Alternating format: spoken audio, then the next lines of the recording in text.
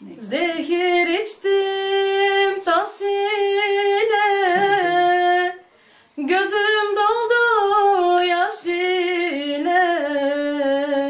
Zehir içtim tasile, gözüm doldu yaş ile.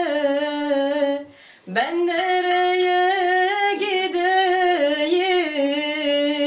bu sevdalı baş ile? Ben nereye gideyim? Езан, давайте да месим. Днеска рефе, трябва да раздаваме питките.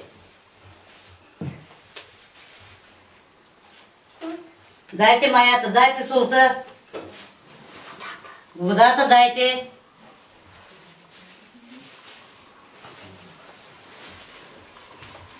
Аде, ела тук, бабо, и ти ще гледаш, аде.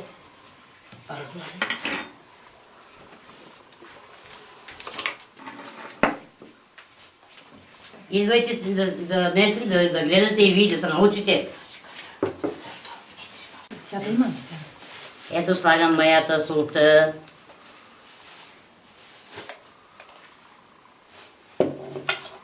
И водата. Захарта, дайте ми малко захар да сложим, да не забравим. Защо месиш, бабо? Днеска ръпе, утре е байрама. Трябва да правим питки, че да раздаваме на комшиите. Утре да посрещаме байрама. Рамазан байрам. Имаме два байрама. Шекер байрам и Курбан байрам. Сега ще почнем да... сега ще почнем да месим. Ще изчакаме малко да втаса. И после ще правим питките и ще раздаваме на комшиите. Учете се, че аз тъй съм се научила от майка си, от свекърва си.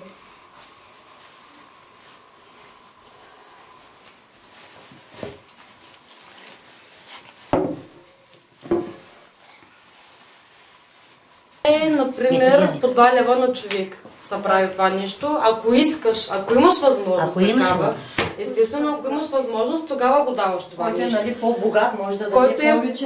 по-богат. Тези пари се събират рано сутринта в джамията, когато нашите мъже и дядовци и бащите ни ходят на джамия рано сутринта. Тогава се събират тези пари. Ако сме 5 човека в къщата, това са 10 лева, се оставят. Ако имаш на сърце, ако имаш животни в къщата си, това се дава за здраве, за да опазиш семейството си, изобщо и животните и всичко от злини, от беди и така. Тогава се оставят тези пари и вече след това мъжете се прибират в къщи и всяка жена, това е при нас традиция, и всяка жена е длъжна един вид да целуни ръка на мъжа си, да иска прошка. Започва се от най-възрастния. Ако в къщата има по-възрастен човек, например баба, дядо, няма значение, започват се от тях. Целуват ръка, искат да взимат си прошка. Няма значение голям, малък. Всеки е длъжен да целуни ръка на мъжа си. Това е едно уважение. Тогава, когато излязат от джамията, тогава започват вече и децата тръгват из улиците с по една турбичка в ръката. Всеки дава каквото има вече, каквато възможност има, каквото е от сърце. Било бомбони, било паричка някой, ако иска, раздава. Се връщаме по-бързо, понеже и моята майка вече е баба и тя посреща зет, снаха и тя и при нея вече идват, вече се смятат и те за по-големи и при тях идват по-млади. И затова не е хубаво да се заключваш вратата и да заминаваш. Тогава е неудобно. Трябва вратата ти да е отворена за всеки. Даже на байрама казват хората, даже и да имаш врагове, ако е голям от теб, целуни му ръка, вземи си прошка. Ние младите, не че не обичаме да точим, ама гледаме по-лесното, защото сме постоянно заети и се купуваме кори и се правим от корите. Сега ще почнем и да се учите и вие, как се прави баклава. Сега ще сложим и сиропа.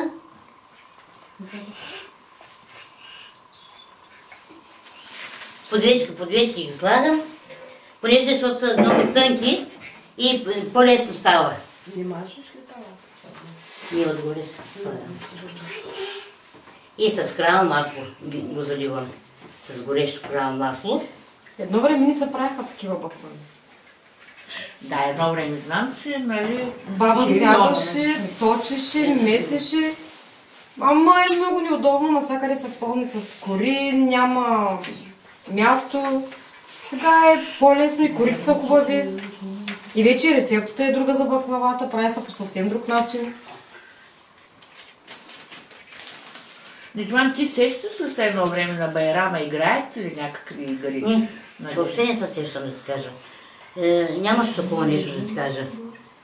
И преди, нали, майки ни разправят там. Тя... Ама и да нося и пак ги карам, нали, да дойдат при нас, нали, такова в нас, за такова ми да се почерпим. Така е, от едно време, Да. така не изядваме. Не се оставаме. Да. Не знам, брат, аз никак.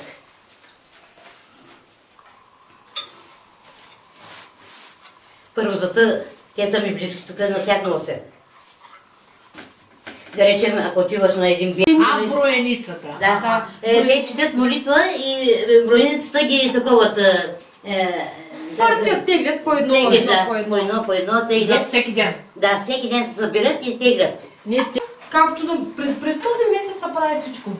През деня, например, се четат молитви, ашурето се прави, раздават се по същия начин, както питките се раздават. С малко олио и повечето ги приправя масло.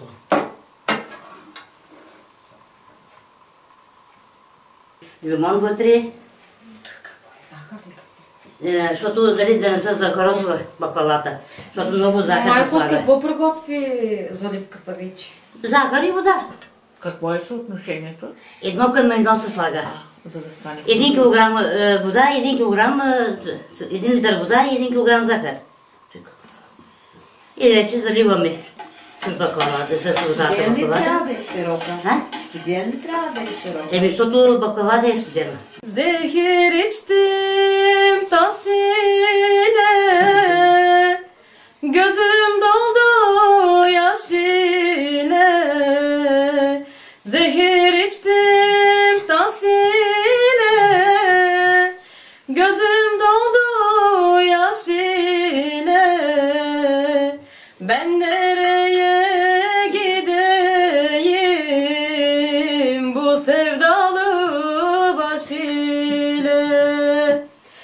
Ben nereye gideyim bu sevdalı baş ile?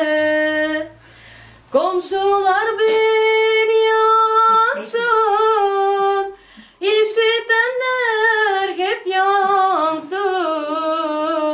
Komşular beni yansın, işitenler hep yansın. Ben nasıl hayriyeydim, hatırım böyle kalsın. Ben nasıl hayriyeydim, hatırım böyle kalsın. Anne sen beni yaktın, ağzıma zehir akıttın. Anne sen beni yaktın, ağzıma zehir akıttın. Öldüğüme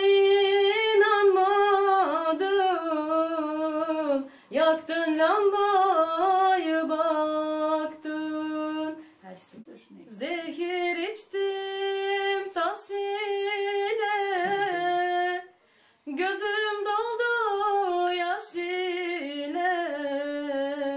Zehir içtim tasile, gözüm doldu yaş ile.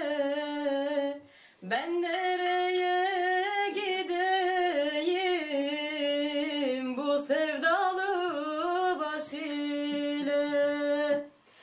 Ben nereye gideyim bu sevdalı baş ile? Komşular beni yansın,